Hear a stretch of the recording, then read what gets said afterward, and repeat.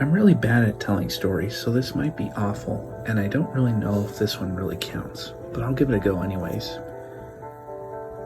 At the end of November of last year, I volunteered at a hayride for the local kids, and we had to stay in a graveyard, and it was freezing. So freezing that there was ice sludge. So after we do our job, we decide to head back to the shelter in the park, where they serve food for the kids after the hayride. They let the kids chill. So we get everyone on the bed of the truck to leave. As we're heading down the road, we realize we're missing a person, and we have no clue where they are. A little after that, we see someone walking down the road, and the driver thought that maybe it was one of our people, so they slow down to get a better look. Next thing I know, the truck jerked forward, and we sped off. Everyone was confused, but as we were told later that it wasn't one of our people, and the girl we were missing had gotten a ride with her friends.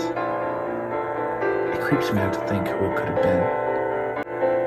Again, the hayback driver just took off away, so something tells me it wasn't someone good.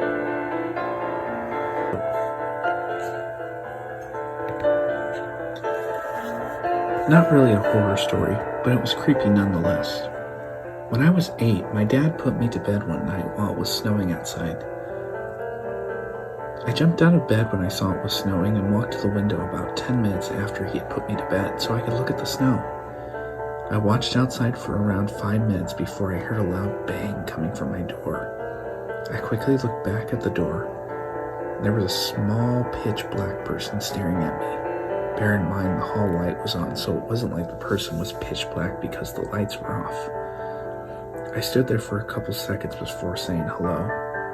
The person didn't respond, so I just went back to bed.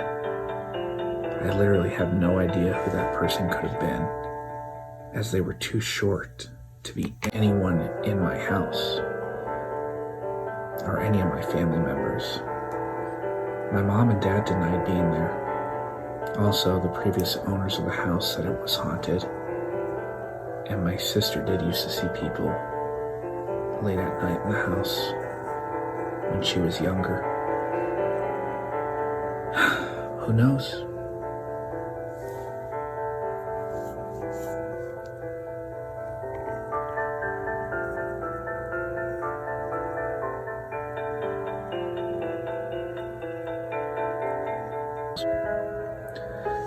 We always had Christmas at my grandpa's house when I was little. All my cousins would come from Chicago, Oakwood, catering. We had a big family. Grandpa decorated the living room with a giant Christmas tree with all the lights. It had presents for us all with our names under the tree as well. A big armchair was placed in front of the fireplace facing the living room. It had a side table next to it with a plate of cookies and a glass of milk. We all knew it was set out for Santa's arrival. We never knew when he would arrive. We listened for hooves on the roof and the sound of reindeer bells. My cousin Dave kept a vigil at the living room window, looking for Rudolph's red nose in the sky. He shouted every 10 minutes that he saw Rudolph and Santa coming. However, Grandpa's house was on a flight path to the Air Force Base. All he kept reporting was the red wing light of the landing aircraft. The rest of us ran around the house sneaking cookies Grandpa had put out in the kitchen and just being rambunctious. But then there it was, the unmistakable hooves on the roof and the clatter of a sleigh landing on the rooftop. The ringing of sleigh bells was clear. Then the booming voice of Santa. "Stop, Dasher. Stop, Dancer. Stop, Prancer, Vixen, Comet, Cupid, Donner, Blitzen."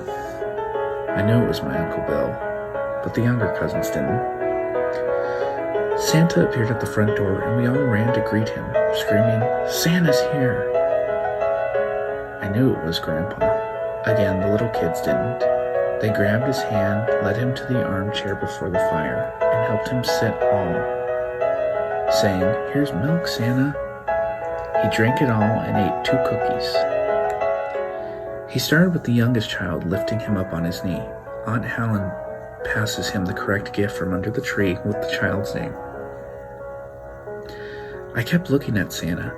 It didn't look like my grandpa at all. Grandpa had a beautiful smile, but this Santa had terrible teeth under his beard.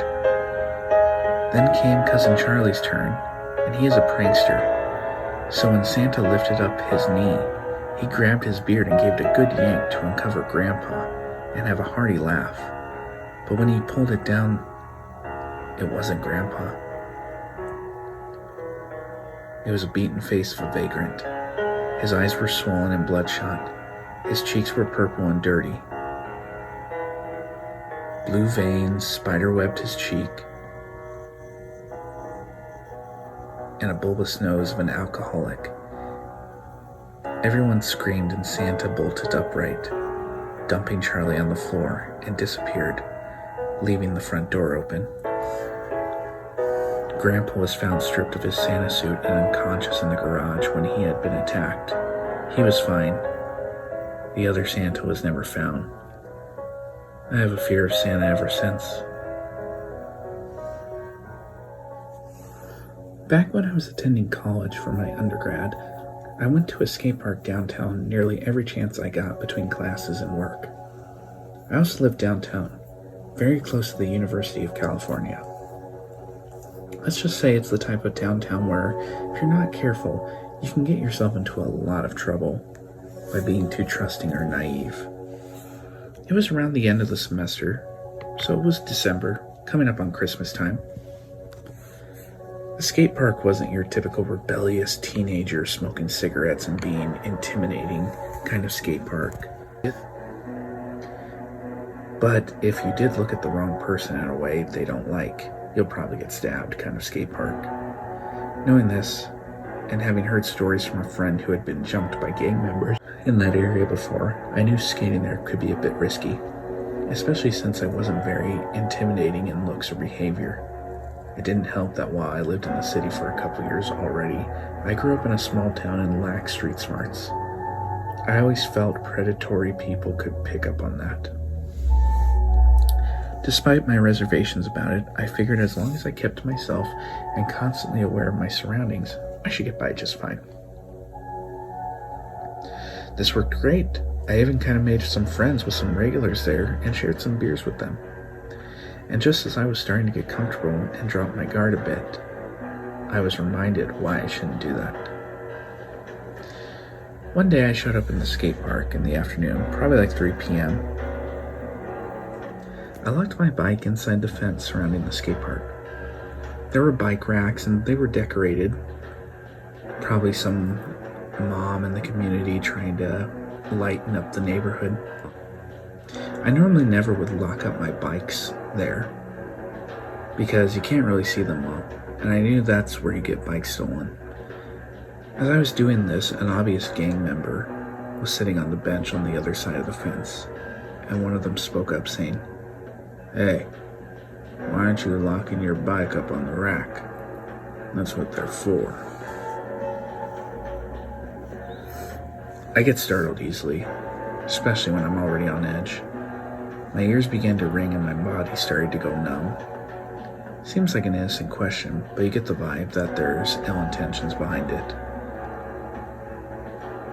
I locked my bike up that way for months and no one ever took issue with it. This man wasn't trying to appeal to common courtesy or was trying to reinforce skate park rules. I finally found my voice after pausing for a moment and probably mumbled something about it being fine where it was. He kept pushing, kept saying I should lock it up on the rack. Once it was clear he wasn't going to drop it, I knew I had 3 choices. 1, ignore him, leave it where it was and risk escalating it to the point where he would fight me. 2, do what he is saying, lock it up on the rack, and either have him steal my bike or worse. Probably worse. Number 3, act like I was going to lock it up and just get on my bike and leave. Of course I chose the latter. Pedaled as fast as I could and didn't look behind me. I never went back to that skate park on the off chance that guy would recognize me. He knew I would be easy prey now because I didn't fight. That's how it is in that area. I look back on this choice, and while part of me feels like a bit of a coward, I know I'd much rather feel like a coward than needlessly putting myself in dangerous situations. There was just something about the way he was going about it. I knew it was about the bike he wanted to get out of the skate park. If I had locked up the bike, it might have had me off guard long enough for him to jump me.